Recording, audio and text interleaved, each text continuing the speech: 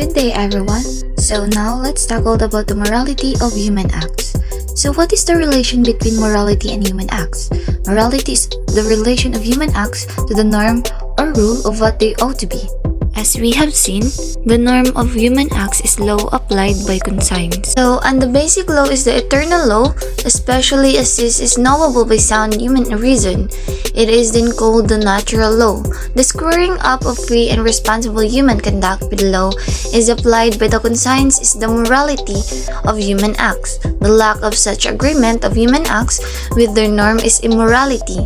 But as we have indicated, morality is generally used to signify the relation with their of agreement or disagreement of human acts to their norm or rule. Thus, we speak of morally good acts and of morally bad acts. What is human acts?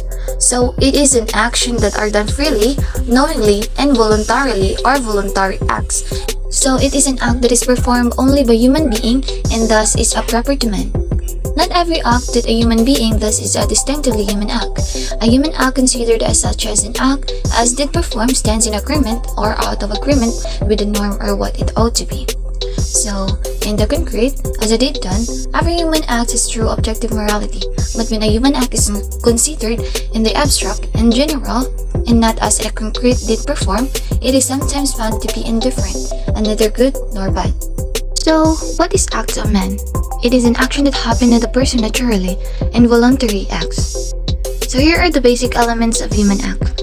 The first one is deliberate or knowingly. The second one is performed in freedom or freely.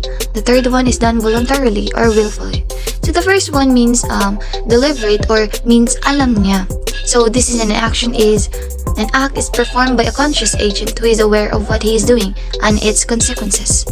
So number 2 is performed in freedom or freely. It means hindi siya pinipwersa at kusa niya ito ginagawa.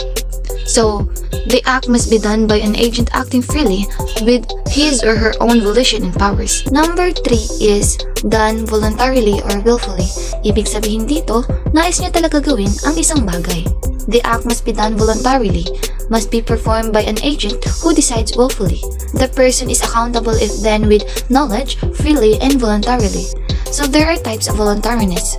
The first one is perfect, then the second one is imperfect, and the third one is conditional, and the lastly is simple. So the perfect means it is the present in a person who fully knows and intended an act.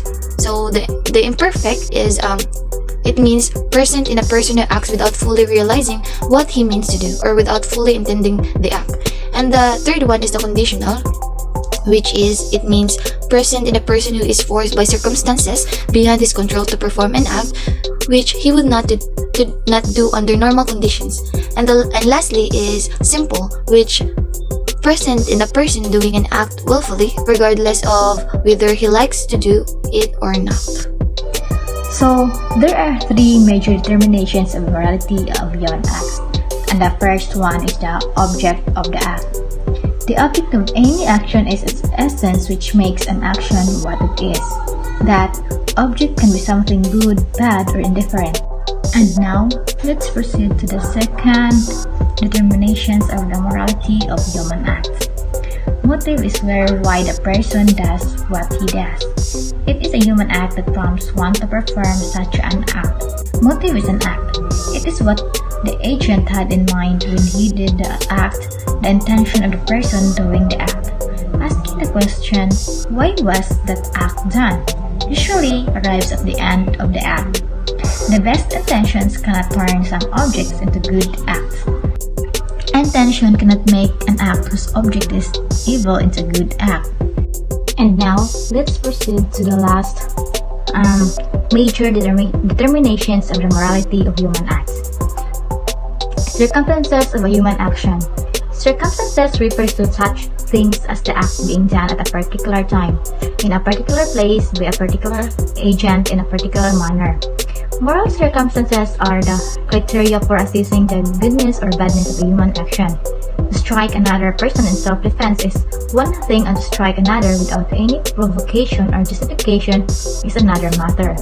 There are 4 types of circumstances that affects the morality of an act. The first one is the mitigating circumstances. It decreases the amount of badness of an action. For example, stealing from Mukesh Ambani is not as bad as stealing from a homeless person, but it is still an evil act. The next one is the aggravating moral circumstances. Aggravating moral circumstances, it increases the goodness or badness of an action.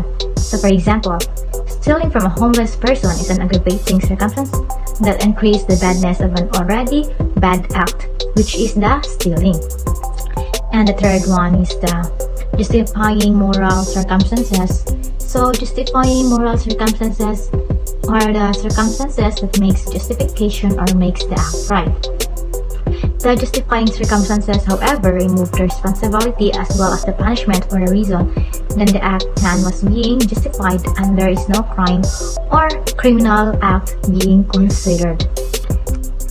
And the last one is the specifying moral circumstances. Specifying moral circumstances, it makes an indifferent act become good or bad. For example, withdrawing money from an ATM is an indifferent act. If the money belongs to the withdrawer, the act is alright, but if the money belongs to another person, it is an evil act. So, there are specific types of circumstances that affect the morality of human acts. The first one is the who, or which is a doer, where it is a setting of an action or where that take place. Next is by what means. Next is why, or their motive, why they do that. Next, how, it is a manner of the act, how they do that. Next is when is the time of the action, when that it happened.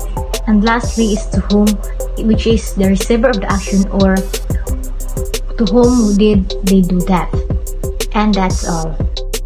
For the continuation, let's talk about the modifiers of human acts include ignorance, passions, fear, violence, and habit.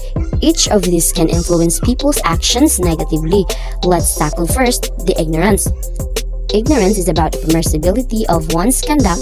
It involves both conceptual and normative issues. Let's talk about the types of ignorance, which is vincible and invincible.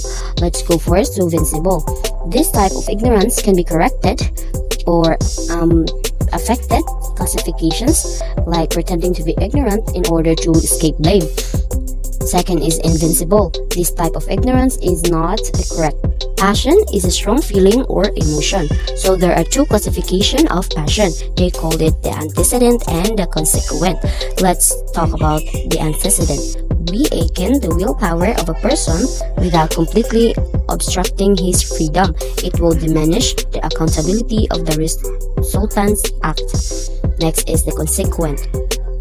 The person who will fully act following his passion and allows himself to be completely controlled by it will increase accountability. So the third modifiers of human acts is fear, or a special kind of passion. The disturbance of mind of a person who confronted by an impending danger of harm to himself or loved ones. So there are two types of fear, which is the act done with fear or voluntary, and the act done out of fear or involuntary. So let's go first to act done with fear or voluntary. The person acting with in spite of his fear and still very much control of his conduct. It doesn't exempt a person from moral and legal responsibility. Next is the act done out of fear or involuntary.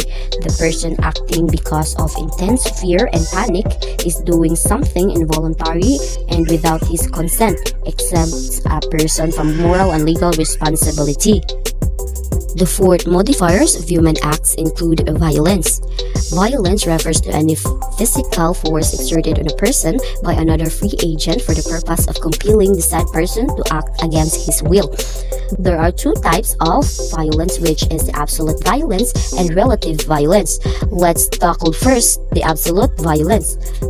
Absolute violence excludes any voluntariness from forced action like slavery, torture, murder, and armed insurrection. So next is the relative violence. Lessen the voluntariness from the forced actions. It is also called as domestic violence, is the use of violence that treats force or intimidation to control or manipulate a family member, partner, or former partner. The last modifiers of human act is habit. Habit is a constant and easy way of doing things acquired by repetition of the same act. There are two types of habit, which is the deliberately admitted habit and the opposite habit. So the deliberately admitted habit does not lessen voluntary actions resulting therefrom are voluntary, at least in their cost. So the opposite habit is to act in a particular way, disinclination, reluctant, unwillingness, and aversion.